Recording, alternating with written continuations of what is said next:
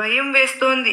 నిజానికి నలుగురికి ఇచ్చిన నేను ఆ చేతితోనూ ఈరోజు ఒకరి దగ్గర యాచించాలి. అలా యాచించడం తప్ప, లేదా ఏ మోసము ఏ అన్యాయము చేసి బ్రతకడం తప్ప ఇప్పుడు నా కళ్ళ ముందు ఇంకొక దారి లేదు తండ్రి. నా మనసులో ఎందుకు ఇలాంటి చెడు ఆలోచనలు వస్తున్నాయి బాబా? నువ్వు కూడా నా కష్టానికి నన్ను వదిలేస్తావా అంటూ నిలదీస్తున్నావు తల్లి. బిడ్డా, ఉన్నాను, అన్నీ చూస్తున్నాను. నువ్వు చేసిన మంచి చూశాను, నువ్వు చేసిన దాన ధర్మాలు చూశాను, ఆకలితో ఉన్నవారికి నువ్వు అన్నం పెట్టడం చూశాను, ఈరోజు నువ్వు కష్టాల్లో పడిన విషయము చూస్తున్నాను. అన్నీ చూస్తున్నాను తల్లి. చూస్తూ ఎందుకు మౌనంగా ఉన్నానో తెలుసా? కొన్ని నీకు అర్థం అవ్వాలి. నీకు అలా అర్థం అవ్వాలంటే ఒక చిన్న కథ రూపంలో చెప్పనా? జాగ్రత్తగా వింటావు కదూ?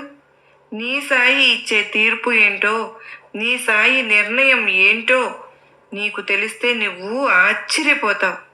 అప్పుడు నిజంగా ఈ మాట నన్ను అడగవు అంటూ సాయినాథుడు ఇలా కథ చెప్పడం మొదలుపెట్టారు ఫ్రెండ్స్. ఒక ఊరిలో ఒక వ్యక్తి తన భార్యతో కలిసి జీవిస్తూ ఉండేవాడు. అతను చాలా పేదవాడు. కూలి పనులు చేసి జీవనం సాగించేవాడు. కొన్ని రోజుల తర్వాత అతని భార్య గర్భవతి అవుతుంది. అది తెలిసి మరికొన్ని రోజుల్లో తనకు బిడ్డ పుట్టబోతున్నాడని అతను ఎంతో సంతోషించాడు. రోజులు గడిచిపోతూ ఉన్నాయి. చివరికి తమకు పుల్లలు పుట్టే రోజు రానే వచ్చింది. తన భార్యను ఒక ఆసుపత్రిలో చేర్పించి సంతోషంగా తనకు అమ్మాయి పుడుతుందా, అబ్బాయి పుడతాడా అని ఆలోచిస్తూ కలలు కంటూ ఉన్నాడు. కానీ ఆ సంతోషం ఎంతోసేపు అతనికి మిగలలేదు. ఎందుకంటే ఏదో మందుల కోసం పక్కకు వెళ్ళిన అతనికి ఒక రోడ్డు ప్రమాదం జరిగి అక్కడికక్కడే చనిపోయాడు. మరొక వైపు అతని భార్యకు ఒక అబ్బాయి పుట్టాడు. ఆ అబ్బాయి ఎంతో అందంగా ఉన్నాడు. భర్త చనిపోయాడు అని తెలియగానే ఆమె గుండె బద్దలైపోయింది.